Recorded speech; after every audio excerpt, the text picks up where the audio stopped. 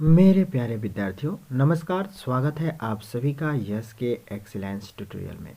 तो आज हम लोग देखने वाले हैं कार्बन तथा उसके यौगिक के बहुविकल्पीय प्रश्नों को। और इसमें केवल मोस्ट इम्पॉर्टेंट बहुविकल्पीय ही नहीं है, बल्कि उसके पूरे खानदान को शामिल किया गया है।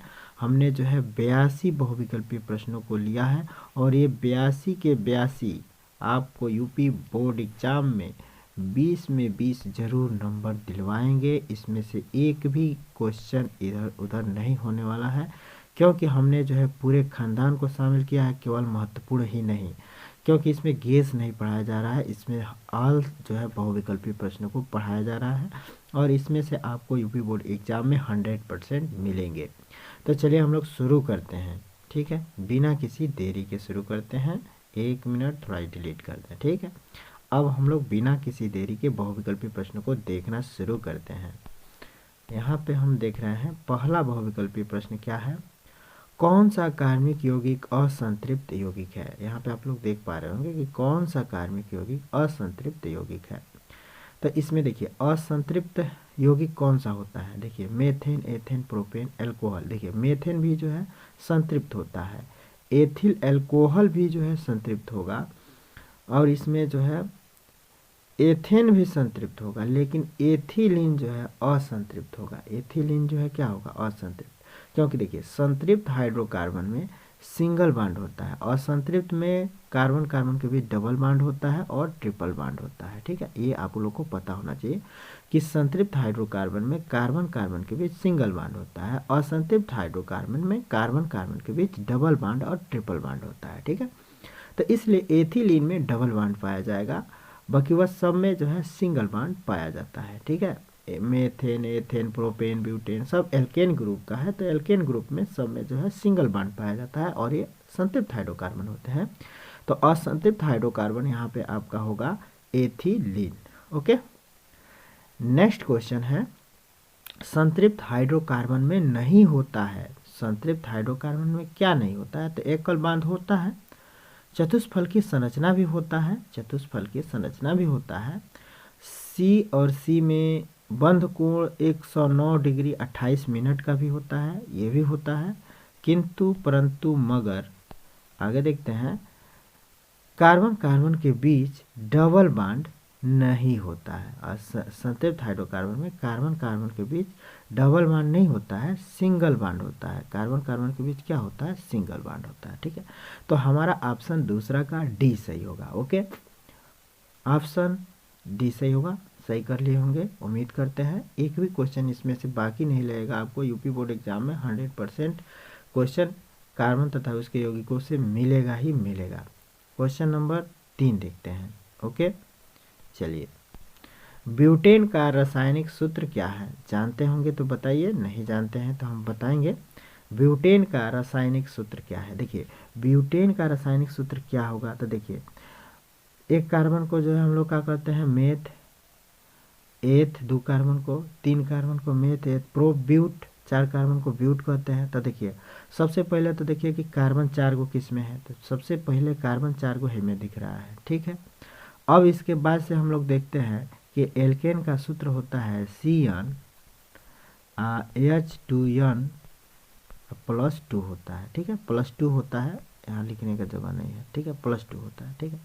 तब यहाँ पे अगर हम लोग CN यानी कि n का मान अगर हम लोग 4 लें प्लस में जो है क्या करना है 2n प्लस मैंने 4 दूना 8 2 10 हो जाएगा।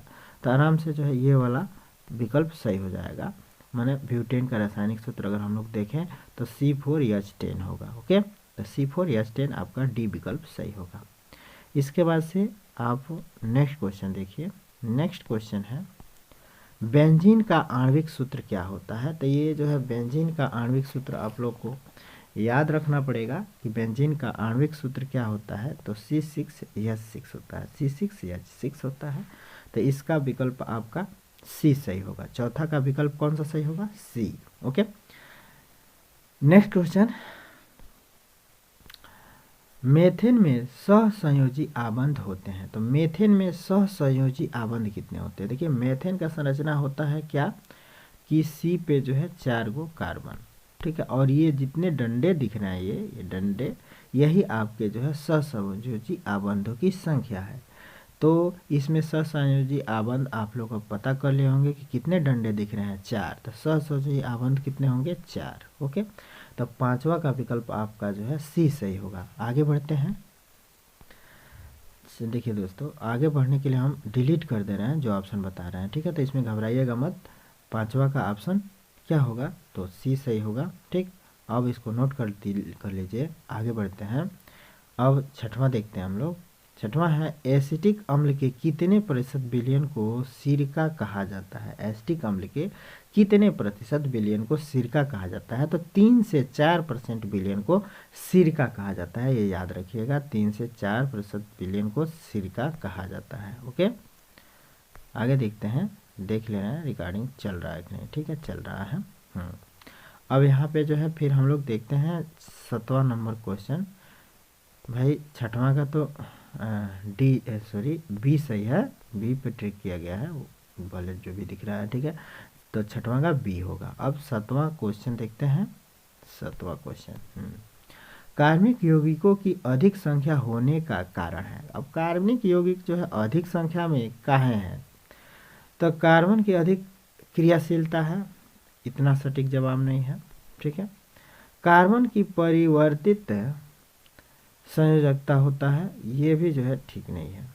कार्बन की सहसंयोगिक बनाने की क्षमता होती है, ये भी जो है उतना सटीक नहीं है। कुछ कुछ जो है सहसंयोगिक बनाने की क्षमता होती है, लेकिन सबसे बेहतर विकल्प आपका डी ही सही होगा। कार्बन परमाणुओं के आपस में जुड़कर श्रृंखलाएं बनाने की क्षमता होती है, ये जो है बेस्ट विकल्प है। तो यानी कि आपका 7वां का डी विकल्प सही होगा। ओके, आगे बढ़े। यहाँ पे देखिए। अब दोस्तों, इस चैनल पे अगर आप लोग नए होंगे तो इसको सब्सक्राइब जरूर कर लीजिएगा, क्योंकि यहाँ केवल महत्वपूर्ण बहुविकल्पी को नहीं बताया जा रहा है, बल्कि उसके पूरे खानदान को बताया जा रहा है। इसमें से कोई छूटने वाला नहीं रह जाएगा, ठीक है। इसके बाद से हम लोग 8वां देखते हैं। प्रयोगशाला में सर्वप्रथम बनने वाले कार्बनिक यौगिक का नाम है। तो प्रयोगशाला में सर्वप्रथम कौन सा कार्बनिक यौगिक बना था दोस्तों, तो यहाँ पे देख सकते हैं ऑप्शन हम लोगों को दिया है यूरिया, चीनी, मेथेन, एसिटिलीन। तो सबसे पहले प्रयोगशाला में यूरिया बना था, ठीक है, याद रखिएगा, सबसे पहले प्रयोगशाला में यूरिया बना था। ओके, क्वेश्चन नंबर 9 है कार्बनिक यौगिकों का मुख्य स्रोत है। तो कार्बनिक यौगिकों का मुख्य स्रोत क्या हो सकता है, कोलतार नहीं होगा, पेट्रोलियम नहीं होगा, कोलतार तथा पेट्रोलियम नहीं होगा, इनमें से कोई नहीं। नहीं दोस्तों, इनमें से कोई नहीं विकल्प सही नहीं होगा, क्योंकि इसमें जो है आपका सी विकल्प सही होगा, ठीक है। इनमें से कोई नहीं, कोलतार तथा पेट्रोलियम ये दोनों होते हैं, ठीक है। नेक्स्ट क्वेश्चन देखते हैं। 10वां नंबर का क्वेश्चन क्या कहता है, सजातीय श्रेणी का प्रमुख लक्षण क्या है। तो सजातीय श्रेणी का प्रमुख लक्षण क्या है, तो यहाँ पे देख सकते हैं यौगिकों के रासायनिक गुणों का भिन्न होना, यौगिकों के समान सूत्रों का भिन्न होना, ये भी नहीं है, ये भी नहीं है, ये भी नहीं है, ठीक है, ये भी नहीं होगा। यौगिकों के विशिष्ट विरचन की जो विधियां होना, ये भी जो है नहीं होगा, यानी कि आपका डी विकल्प सही होगा। यौगिकों के अभिक्रियात्मक समूह का समान होना, ये जो है सजातीय श्रेणी का प्रमुख लक्षण है। सजातीय श्रेणी का यौगिकों के अभिक्रियात्मक समूह का समान होना ये खास लक्षण है। इसके अलावा ये सजातीय श्रेणी में माने सभी जो है तत्व एक समान दिखते हैं, ठीक है। अब इसके बाद से देखिए नेक्स्ट क्वेश्चन 11 नंबर पे क्या है, निम्नलिखित में सजातीय युग्म है। सजातीय का मतलब एक जाति के दिखे, उसमें क्रियात्मक समूह जो लगा हो वह एक जाति का लगा होना चाहिए। तो इसमें आप लोग देखिए कि किसमें जो है एक टाइप का क्रियात्मक समूह लगा हुआ है। तो देखिए यह जो है CH4 है और C2He नहीं होगा, ठीक है। ये भी जो है ये भी नहीं होगा। ये जो होगा उसमें हम आपको खासियत दिखाते हैं। देखिए इसमें जो है देखिए H के साथ CHO है और CH3 के साथ CHO है, यानी कि अंत में CHO इसमें भी है, CHO इसमें भी है। तो इसीलिए यह सजातीय युग्म होगा, ठीक है। तो 11 का सी ऑप्शन बिल्कुल सही होगा, ठीक है। नेक्स्ट, सजातीय श्रेणी के उत्तरोत्तर यौगिकों में अंतर होता है। उत्तरोत्तर का मतलब पहला और दूसरा में अगर अंतर निकालें तो CH2 का अंतर होना चाहिए। सजातीय श्रेणी के पहले और दूसरे तत्वों के अगर अंतर निकाला जाए तो इसमें जो है कितने का अंतर आना चाहिए, तो इसमें अंतर CH2 का आना चाहिए। तो यानी कि इसमें विकल्प आपका कौन सा सही होगा, ब्राह्मण का बी विकल्प सही होगा। ओके, 13 नंबर देखिए, अल्कोहल श्रेणी के तीसरे सदस्य का अणु सूत्र है। अल्कोहल श्रेणी के तीसरे सदस्य का अणु सूत्र है। तो अल्कोहल का तीसरे सदस्य का अणु सूत्र का मतलब कार्बन 3, तीसरा सदस्य होगा तो कार्बन 3 गो होगा। ठीक है, OH होना चाहिए, तो कार्बन 3 OH किन में है, सी में है, तो सी वाला विकल्प सही होगा। इसके बाद से नेक्स्ट क्वेश्चन 14 है। 14 क्या है, ये गड़बड़ हो जाता है, डिलीट है। ठीक, यहाँ पे देखिए, किसी एक ही समजातीय श्रेणी के क्रमिक सदस्य कितने द्रव्यमान से अलग होते हैं। तो ये याद रखना पड़ेगा आप लोगों को कि किसी एक ही समजातीय श्रेणी के क्रमिक सदस्य कितने द्रव्यमान से अलग होते हैं, तो 14U AMU होता है। ठीक है, तो 14U के बराबर जो है अलग होते हैं, 14U के द्रव्यमान के बराबर अलग होते हैं, याद रखिएगा 14U। ठीक है, अब इसके बाद से हम लोग देखते हैं क्वेश्चन नंबर 15 को। 15 है, निम्नलिखित में एल्कीन का सूत्र क्या होता है। तो देखिए एल्कीन का सूत्र क्या होता है, देखिए एल्केन एल्कीन। तो एल्कीन का मतलब कौन चीज, देखिए एल्कीन का सूत्र क्या होता है, तो CnH2n, ये होता है एल्कीन का सूत्र। यानी कि कार्बन अगर 1 है तो हाइड्रोजन कितना होना चाहिए, 2। यानी कि आयन है तो कार्बन की संख्या बताता है। यदि कार्बन के आयन के जगह पे 1 रखा जाए, यानी कि कार्बन अगर 1 है हाइड्रोजन कितना है, 2, तो यहो एगो एल्कीन होगा। ठीक है, अगर कार्बन 2 गो है तो हाइड्रोजन कितना होना चाहिए, 4, तो यहो एगो एल्कीन होता है। अगर कार्बन 3 गो है तो हाइड्रोजन कितना होना चाहिए, 3 दूना 6, यहो एगो एल्कीन है। ठीक है, तो एल्कीन अभी में आप लोग बता सकते हैं कि एल्कीन कौन होगा। तो देखिए अगर यहाँ पे पहला ऑप्शन में कार्बन जो है कितना है, 4 है, कार्बन कितना है, 4, तो 4 दूना 8 होना चाहिए, तो नहीं होगा, 4 दूना 8 है, ये नहीं है, 4 दूना 8, यानी कि आपका 15वां का सी विकल्प सही होगा। 15वां का सी विकल्प सही होगा, क्योंकि एल्कीन के सूत्र में इसको रखने पर ये ऑप्शन सही होगा। ठीक है, तो कार्बन का 15वां का सी ऑप्शन सही होगा, C4H8। C4H8 आपका ऑप्शन सही होगा, बिल्कुल। ठीक है, आगे बढ़ते हैं।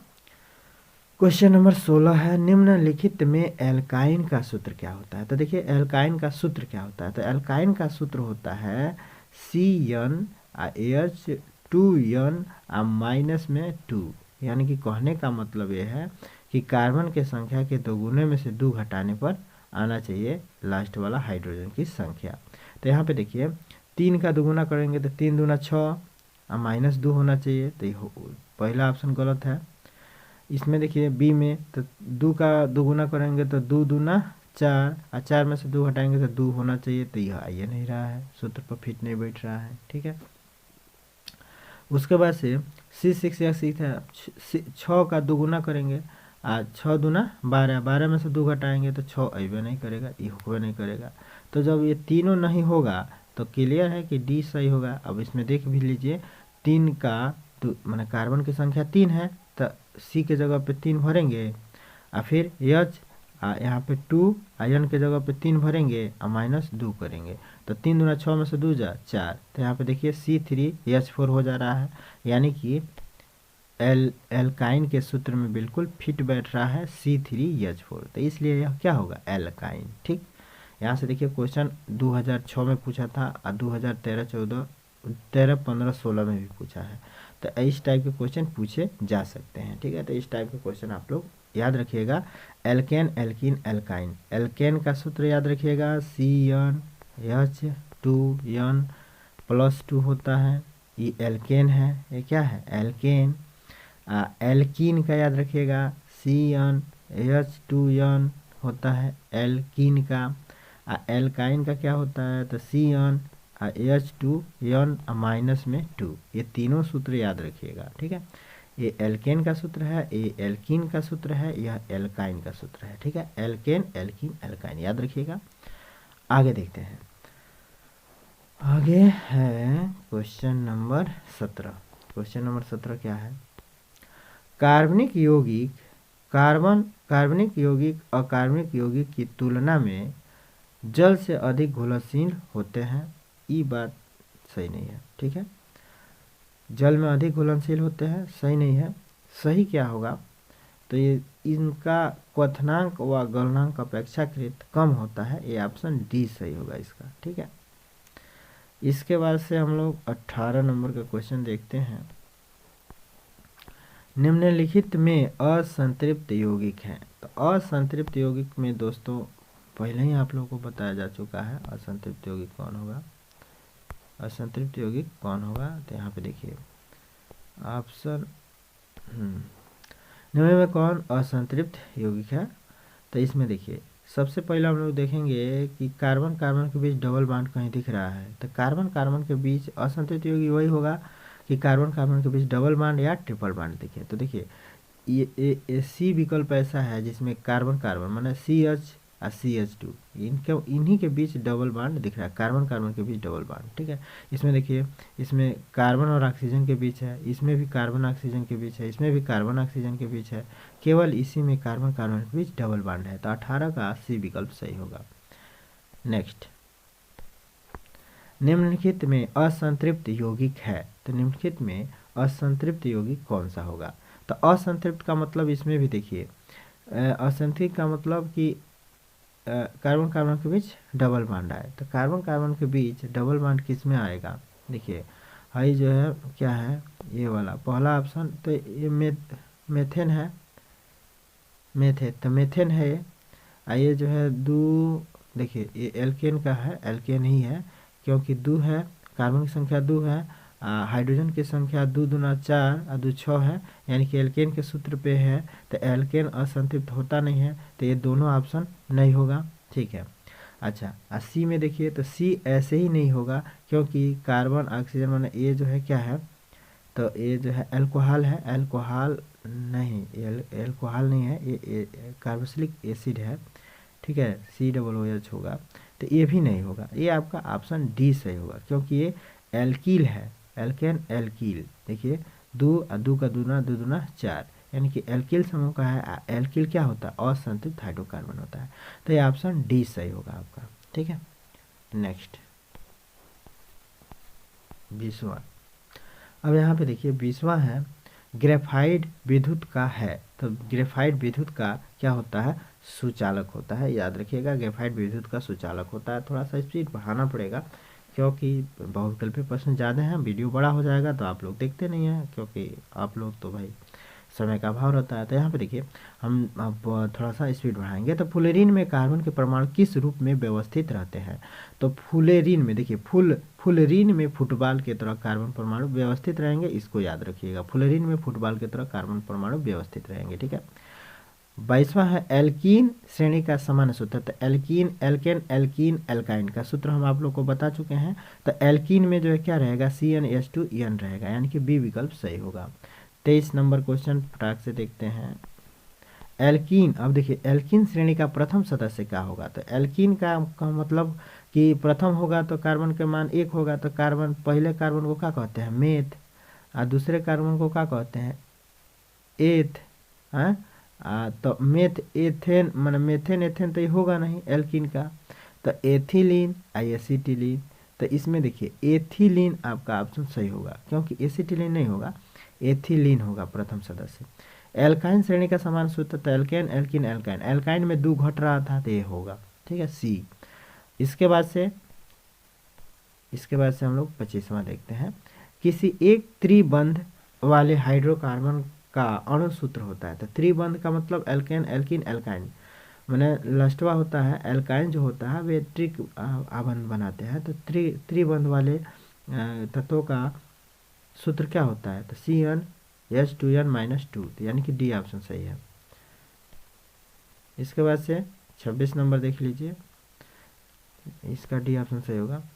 किसी 26 नंबर, किसी एक द्विबंध वाले हाइड्रोकार्बन का अणु सूत्र। तो द्विबंध किस में होता है? एल्केन एल्कीन में। तो एल्कीन का सूत्र क्या होता है? CnH2n होता है। ठीक है, तो 26 का आपका ए सही होगा, 26 का ए सही होगा। ओके, अब आगे बढ़ते हैं, 27 नंबर पे चलते हैं।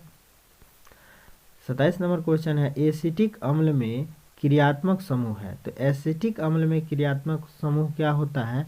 तो डबल कार्बन ऑक्सीजन होगा, COOH होता है। तो देखिए इसमें COOH आ रहा है, तो सी वाला विकल्प सही होगा। COOH का मतलब सी वाला विकल्प सही होगा। ठीक है, 28 देखिए, निम्नलिखित किस यौगिक में एल्कोहली समूह उपस्थित है? तो एल्कोहल का मतलब जिसमें OH शामिल है, अब प्लस में जो है क्या, हाइड्रोजन माने कार्बन के साथ OH शामिल है। तो कार्बन के साथ OH किस में शामिल है? आपका OH इसमें शामिल है, यानी कि बी ऑप्शन आपका सही होगा। ठीक है भाई, कार्बन के साथ शामिल हो और ही क्या होना चाहिए? एल्केन में से हाइड्रोजन की संख्या ये को कम होता है। जैसे देखिए इसमें कार्बन 2 है, 1 और 2, कार्बन 2 हो गया। तो 2 कार्बन का मतलब एन का मान 2, एच का मान कितना होना चाहिए? तो 2 दूना 4 और 2 6 होना चाहिए, और 6 गो में से एगो कम होना चाहिए जहाँ में OH जुटा रहता है। तो देखिए 3 2 5 हाइड्रोजन, देखिए 2 गो यहाँ पे है और 3 गो यहाँ पे है। तो 3 2 5 एगो कम है, 6 होना चाहिए तो एगो कम है और OH से जुड़ा हुआ है। तो ये आपका जो है एल्कोहली समूह उपस्थित होगा। ठीक है, ये गुण होना चाहिए। 29 नंबर का क्वेश्चन देखते हैं, टाइम ज़्यादा लगेगा। 29 नंबर का क्वेश्चन देखिए, एल्डिहाइड का क्रियात्मक समूह क्या होता है? तो एल्डिहाइड का क्रियात्मक समूह क्या होगा? देखिए एल्डिहाइड एल्डिहाइड एल्डिहाइड का मतलब कि कार्बन के साथ एक हाइड्रोजन लगा हो। कार्बन के साथ जो है क्या होना चाहिए? एक हाइड्रोजन लगा होना चाहिए।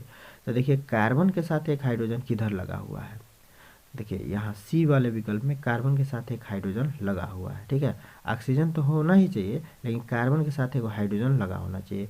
तो इसमें नहीं है, इसमें भी नहीं है, और इसमें भी कार्बन के साथ हाइड्रोजन नहीं है, बल्कि सिंगल बॉन्ड के साथ। अब देखिए यहाँ डबल बॉन्ड है, यहाँ भी डबल बॉन्ड है, जबकि ये वाला सबसे उचित विकल्प है, मैंने सब मिला के सी। ठीक है, अब 30 नंबर देखिए क्वेश्चन, 30 नंबर क्वेश्चन क्या कह रहा है? एल्कीन एल्कीन का प्रक्रियात्मक समूह क्या होता है? तो एल्केन एल्कीन, तो एल्केन एल्कीन, एल्कीन का मतलब डबल बॉन्ड वाला। तो एल्कीन का मतलब डबल बॉन्ड वाला कौन है? तो यहाँ पे आप लोग देख पा रहे होंगे कि डबल बॉन्ड वाला क्या है, बी ऑप्शन सही होगा। आगे देखते हैं, एल्केन का प्रक्रियात्मक समूह है। तो एल्केन का प्रक्रियात्मक समूह क्या होता है? तो सिंगल बॉन्ड होना चाहिए। तो सिंगल बॉन्ड केवल एक कार्बन, एल्केन है तो में एल्केन का जो है प्रक्रियात्मक समूह बना है तो ये वाला बना है। ठीक है, ये बना है, सिंगल बॉन्ड होना चाहिए, कार्बन के चारों तरफ 4 गो डंडा होना चाहिए। तो यह होता है एल्केन का प्रक्रियात्मक समूह। आगे देखते हैं, एल्काइन में प्रक्रियात्मक समूह है। तो एल्काइन का प्रक्रियात्मक समूह क्या होगा? तब एल्काइन का प्रक्रियात्मक समूह सबसे पहले देखिए ट्रिपल बॉन्ड किस में दिख रहा है? तो ट्रिपल बॉन्ड किस में दिख रहा है? इसी में बस दिख रहा है, एल्केन एल्किन एल्काइन, एल्काइन में जो ट्रिपल बॉन्ड आना चाहिए। तो बाकी हुआ इसमें कौनों में ट्रिपल बॉन्ड नहीं आती, नहीं होगा, यानी कि सी विकल्प सही होगा। 33 नंबर क्वेश्चन देखिए, 33 नंबर क्वेश्चन, प्रोपेनैल में कौन सा प्रक्रियात्मक समूह है? तो प्रोपेनैल में आप लोग को देख पा रहे होंगे, प्रोपेनैल में कौन सा प्रक्रियात्मक समूह होगा? तो इसका ऑप्शन सही होगा एल्डिहाइड। ठीक है, प्रोपेनैल है, बशर्ते कि ये प्रोपेनैल होगा, प्रोपेनैल। तो प्रोपेनैल का एल्डिहाइड होगा CHO। ठीक है, इसके बाद से 34 नंबर का सवाल देखते हैं, प्रोपेनोन में कौन सा प्रक्रियात्मक समूह है? तो प्रोपेनोन में कौन सा प्रक्रियात्मक समूह होगा? तो प्रोपेनोन में कीटोन होगा। प्रोपेनोन में क्या होगा? Ketone, propanone ketone. ठीक है, कीटोन का ही प्रोपेनोन बनता है। कीटोन का अनुलग्न क्या होता है? तो नोन ओन होता है, ओ यानी ओन। ठीक है, ओन। अब इसके बाद से 36 नंबर का सवाल देखिए, 36 नंबर का सवाल क्या कह रहा है, एल्डिहाइड का अनुलग्न होता है। एल्डिहाइड देखिए एल्कोहल का आल होता है, ठीक है, अल एल्कोहल का आल होता है, तो एल्डिहाइड का अल होगा। एल्डिहाइड का क्या होगा? अल, ए अल। एल्डिहाइड का क्या होगा?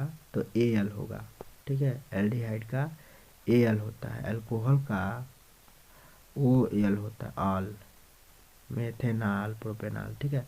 तो एल्कोहल का है ओ एल होता है, एल्डिहाइड का ए एल होता है, एल्डिहाइड का ए एल होता है। इसके बाद से 37 नंबर वाला सवाल क्या कह रहा है? एल्कोहल में कौन सा प्रक्रियात्मक समूह होगा? तो देखिए एल्कोहल में क्या आ जाएगा? O H. एल्कोहल का प्रक्रियात्मक समूह क्या होगा? O H. एल्कोहल का ओ एच होगा। नेक्स्ट देखते हैं, एसिटिक अम्ल का आईपीएससी नाम क्या होगा? तो 38 का विकल्प कौन सा सही होगा? यानी कि एसिटिक अम्ल का एथेनोइक अम्ल होता है, ठीक है। एसिटिक अम्ल का एथेनोइक अम्ल होगा, ठीक है। अब HCHO का आईपीएससी नाम क्या होगा? तो HCHO का देखिए एक कीटोन का है, तो कीटोन में जो है क्या होता है? नल। कीटोन का क्या होता है? नल अल होता है, तो क्या होगा? मेथेनल। मेथेनल होगा, ठीक है। इसके बाद से देखिए अगला क्वेश्चन, एथिल एल्कोहल C2H5OH का आईपीएससी नाम क्या होगा? तो एल्कोहल है तो एथेनॉल, एथेनॉल, मेथेनॉल, एथेनॉल होगा, ठीक है, एथेनॉल होगा। इसमें क्या होगा? एथेनॉल। 41 नंबर देखिए, 41 नंबर, एसिटिक टेल्डिहाइड का आईपीएससी नेम क्या होगा? तो एसिटिक टेल्डिहाइड का आईपीएससी नेम आपका एथेनल होगा। एसिटिक टेल्डिहाइड का एथेनल क्या होगा? एथेनल, एथेनल, ठीक है, एथेनल होगा।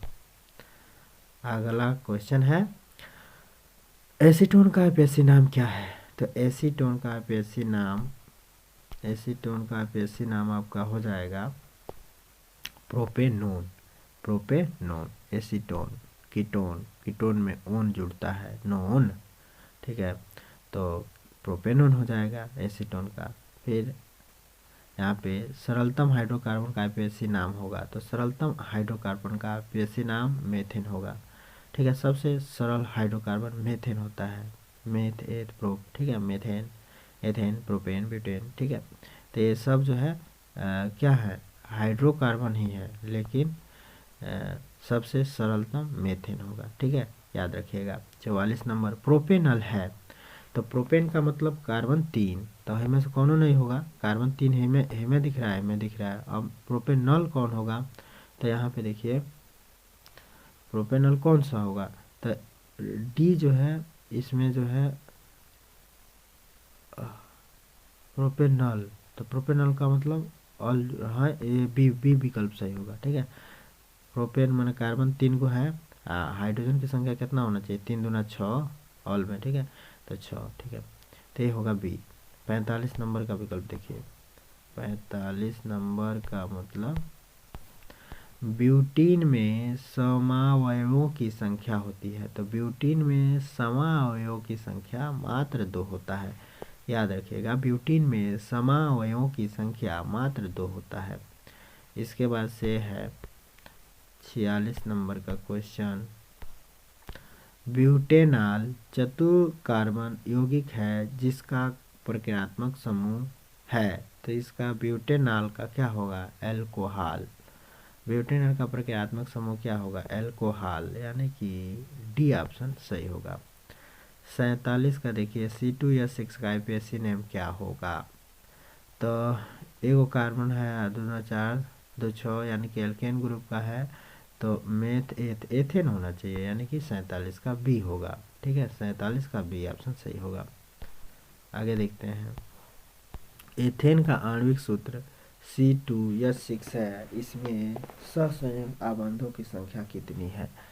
तो देखिए एथेन है और इसका आणविक सूत्र कितना है? C2H6, ठीक है, तो C2H6 है, तो इसमें सहसंयोजक आबंधों की संख्या कितना होगा?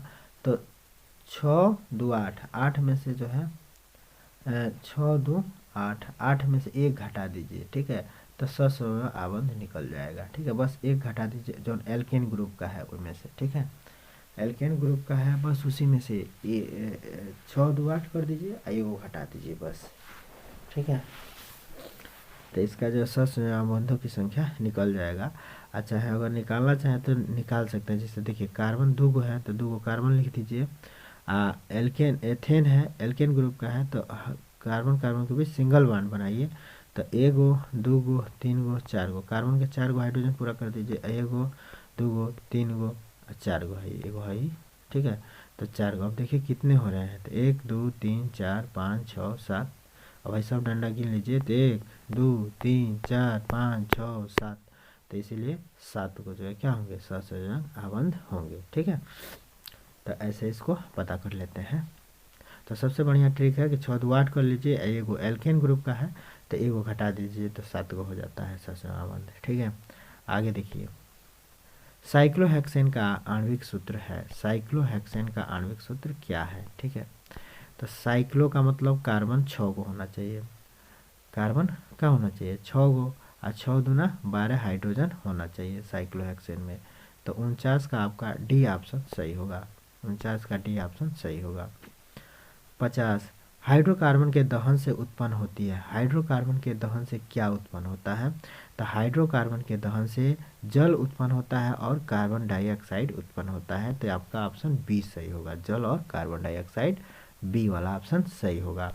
आगे देखते हैं, प्रोपेन का आणविक सूत्र C3H8 है, इसमें सस्वयं आबंधों की संख्या क्या होगा। तो देखिए प्रोपेन, मेथेन एथेन प्रोपेन, तो एल्केन ग्रुप का इहो है, तो एल्केन ग्रुप का इहो है, तो 8 3 11, 11 में से एक घटा दीजिए, तो 11 में से एक घटाएंगे कितना होगा 10, तो सस्वयं आबंधों की संख्या डी ऑप्शन सही है, कट गया है, ठीक है, इसमें 10 दिया हुआ है तो 10 होगा, ठीक। क्वेश्चन नंबर 52 देखते हैं, 52, क्लोरोएथेन का आणविक सूत्र क्या है, क्लोरोएथेन का आणविक सूत्र क्या है। तो देखिए अच्छा, क्लोरोएथेन का आणविक सूत्र C2H5Cl है, तो इसमें सस्वयं का आबंध कितने होंगे। तो देखिए अब Cl Br I ये सब जुड़ा रहेगा ना कुछ एल्केन के साथ, तो इसमें जो है बस 5 और 2 जोड़ दीजिए, तो 5 2 कितना होगा 7, तो इसमें जो है कितने हो जाएंगे 7, तो सस्वयं आबंध कितने होंगे 7, ठीक है। बस इसको ऐसे निकाल लीजिएगा। देखिए इसमें भी बी आर जुड़ा हुआ है, तो इसमें भी 5 2 7 होगा, यानी कि 53 का भी विकल्प आपका डी सही होगा। और इसमें हाँ 53 का डी, यानी कि इसमें 7 है तो डी वाला ऑप्शन सही होगा, ठीक है। इसमें बी वाला ऑप्शन सही है। आगे बढ़े, आगे बढ़ते हैं। ये हाँ, प्राकृतिक गैस का मुख्य अवयव क्या है। तो देखिए प्राकृतिक गैस का मुख्य अवयव मेथेन है, ठीक है, प्राकृतिक गैस का मुख्य अवयव मेथेन है, ठीक। 54 का ए विकल्प सही है। 55 का देखिए, खाना बनाते समय यदि बर्तन की तली बाहर से काली हो रही है तो इसका मतलब क्या है। तो खाना बनाते समय बर्तन काला हो रहा है, इसका मतलब ईंधन सही से जल नहीं रहा है, ठीक है। तो सबसे बढ़िया विकल्प देख लीजिए, ईंधन पूरी तरह से नहीं जल रहा है, ठीक है, सबसे बढ़िया विकल्प बी ऑप्शन सही होगा, ठीक है। 56 नंबर का देखिए, तो इसको मिटाना पड़ता है तभी आगे बढ़ पाएंगे, ठीक है। अब यहाँ पे देखिए, जीवाश्म ईंधन के दहन से कौन सी गैस पैदा नहीं होती है। तो जीवाश्मों के दहन से कौन सा गैस नहीं पैदा हो सकती है, यहाँ पे आप लोग देख सकते हैं।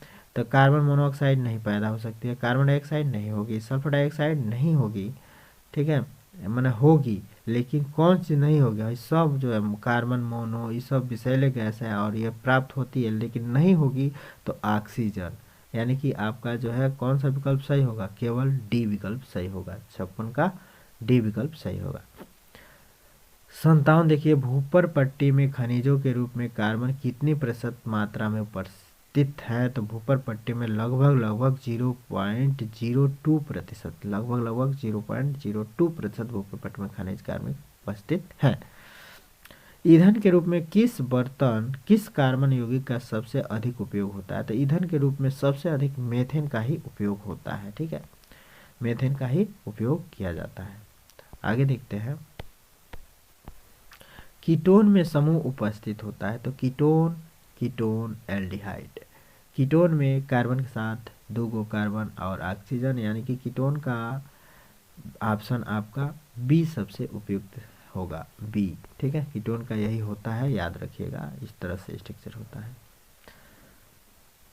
मतलब कीटोन में देखिए कार्बन के साथ ऑक्सीजन डबल बॉन्ड के साथ जुड़ा रहेगा और इसके दोनों ओर कार्बन रहेंगे। ठीक है, तो ये होता है कीटोन।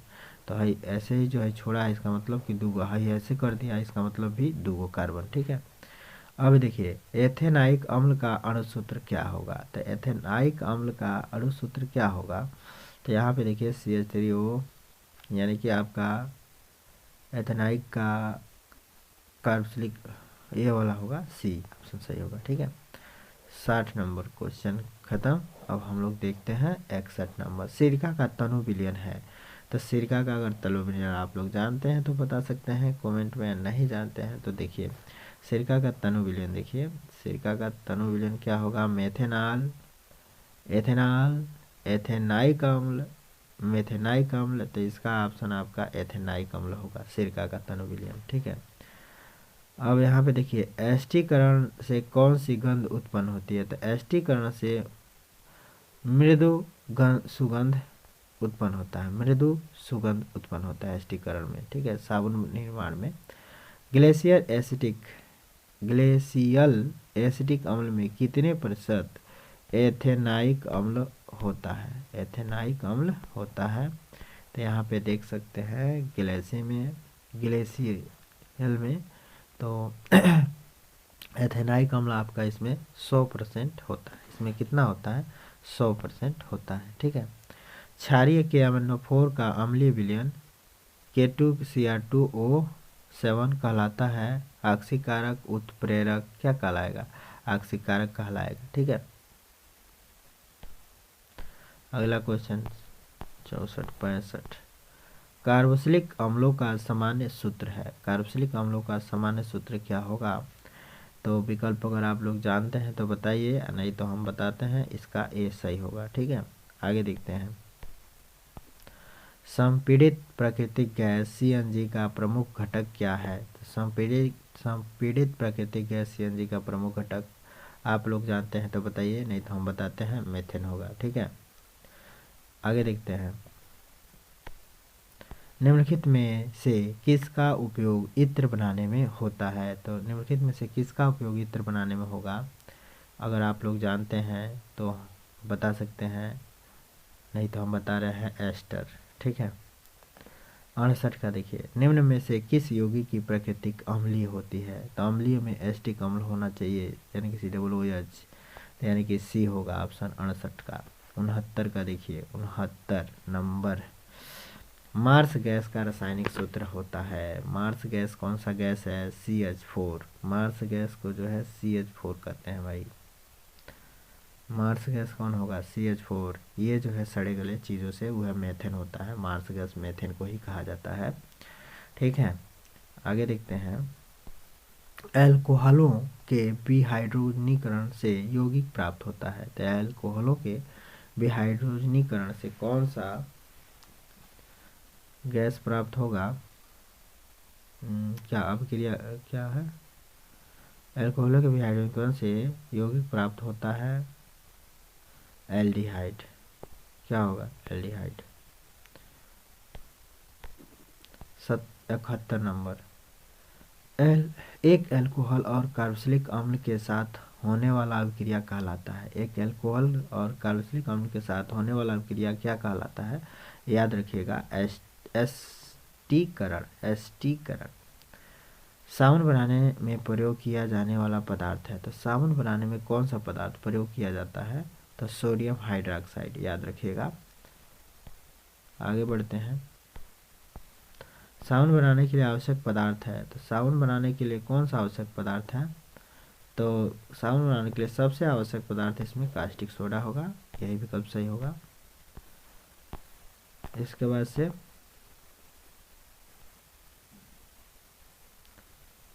इसका आपका कास्टिक सोडा नहीं, कास्टिक पोटास होगा। ठीक है, बी विकल्प सही होगा, कास्टिक पोटास, विकल्प यही होगा, कास्टिक पोटास। ठीक है, कास्टिक पोटास होगा। इसके बाद से देखिए 74 नंबर का सवाल क्या कहता है। सोडियम लोरिल सल्फेट है, तो सोडियम लोरिल सल्फेट क्या है, अपमार्जक है। सोडियम लोरिल सल्फेट क्या होगा, अपमार्जक होगा। कठोर जल में किन के लवण होते हैं, तो देखिए कठोर जल में लवण मैग्नीशियम और कैल्शियम होता है। कठोर लवण में मैग्नीशियम कैल्शियम होता है। एल्कोहल का पूर्व लग्न क्या होता है, तो एल्कोहल का पूर्व लग्न OL होता है, याद रखिएगा। 77 नंबर, आगे बढ़ते हैं। प्रोपेनाल है, प्रोपेनाल का मतलब कार्बन को गो 3 गो, प्रोपेनाल कार्बन को गो मतलब 3 गो, 3 दूना 6 से एगो, 3 दूना 6 2 8, 8 में से एगो कम यानी कि 7, यानी कि 77 का ऑप्शन डी सही होगा। प्रोपेन का रासायनिक सूत्र है, प्रोपेन का रासायनिक सूत्र क्या होगा, तो प्रोपेन का रासायनिक सूत्र carbon meth eth prop, carbon 3 गो, ठीक है, और 3 दूना 6 2 8, यानी कि बी विकल्प सही होगा। कार्बन 3 गो, हाइड्रोजन 8 गो। निम्न में से किस कार्बनिक यौगिक में कीटोनिक समूह है, तो कीटोनिक समूह किस में होगा, CHO, COOH। तो कीटोनिक समूह किस में होगा बाबू, बी में। कीटोनिक समूह किस में होगा, बी में। ओ यार, आगे देखते हैं। निम्न में से एल्डिहाइड है, तो एल्डिहाइड कौन होगा, जिसमें अल जुड़ा होगा, तो एल्डिहाइड के में अल जुड़ा है, मेथेनॉल ए में अल जुड़ा है, तो ये होगा एल्डिहाइड। ब्यूटेनॉन का क्रियात्मक समूह, यानी कि ब्यूटेनॉन का मतलब कौन सी, कीटोन, कीटोन का मतलब कौन सी, कार्बन, ऑक्सीजन, कार्बन के साथ 2 को डंडा, ये वाला सी। कार्बन परमाणु की संयोजकता कितनी होती है, तो कार्बन परमाणु की संयोजकता आप लोग को पता होना चाहिए, कितनी होती है, 4, ठीक है। कार्बन के वाहक कक्ष में कितने इलेक्ट्रॉन है, 4, तो संयोजकता कितनी होगी, 4। तो इस प्रकार आपका बहुविकल्पीय प्रश्न समाप्त। इसमें से एक को बहुविकल्पीय प्रश्न नहीं छूटेगा, 20 में 20 जरूर मिलेगा। तो फिर मिलते हैं दोस्तों अगले वीडियो के साथ, तब तक के लिए जय हिंद। PDF चाहिए तो PDF के लिए आप लोग फ़ोन कर सकते हैं, व्हाट्सएप नंबर ले सकते हैं। व्हाट्सएप नंबर हमारा होगा 94 57 93 24 78। इस पे आप लोग व्हाट्सएप से जुड़िए और इसका PDF ले सकते हैं, ठीक है। फिर मिलते हैं अगले वीडियो के साथ, तब तक के लिए जय हिंद।